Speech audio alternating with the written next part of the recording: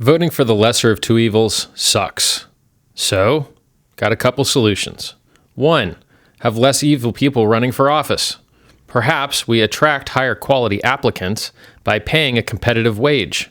If you have the option of making $100,000 working for the government or $1 million working in the private sector, why would you want to get paid 10 times less? Sometimes the things that you get elected for have term limits as well. So whatever money, even if you thought it was good that you could make, you don't get to make for that long. And what about like career growth? How much more do you make as you stay in the job?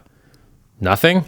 What a terrible idea. What a terrible pay structure. And you wonder why the people that run for office aren't the best the world has to offer. Well, the pay isn't commensurate with the job, right? So what else could we do to fix the political system?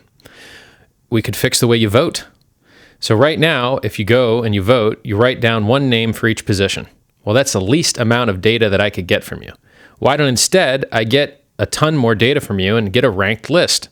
Hey, I want this guy to win, but if I can't get him, give me this guy. And if I can't get that guy, give me this guy. Then when you combine everybody's ranked lists, you can get someone that everyone pretty much likes, their number 2 or their number 3, instead of getting these polarizing candidates, which make it very hard to get consensus, which makes it very hard to get anything passed because you need the agreement of many people. If all you write is the one person that you like the most, well, on one party, the 51% outdoes the 49% of another party, and then we've now elected someone that half the people don't like. But if everyone as their number 2 kind of liked the same guy, then you could elect somebody that everyone liked quite a bit, and then they could get things done. It may not have been their first choice, but it could have been everybody's second choice.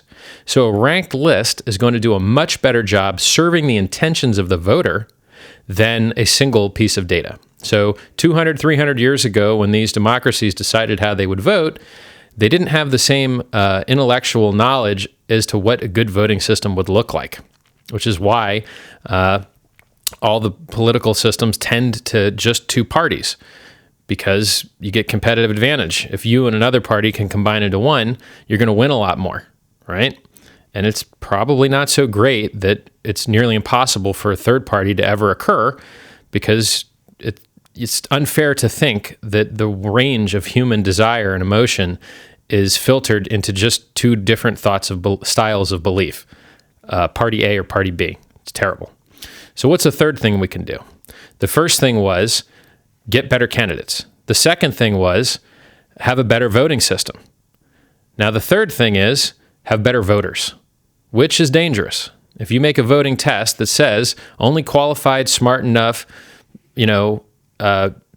intelligent enough to choose between a bad candidate and a good candidate, a person that can see through the bullshit and the lies that all of these candidates like to speak in order to get elected, that's the only person we're going to allow vote. That's a very dangerous test to make.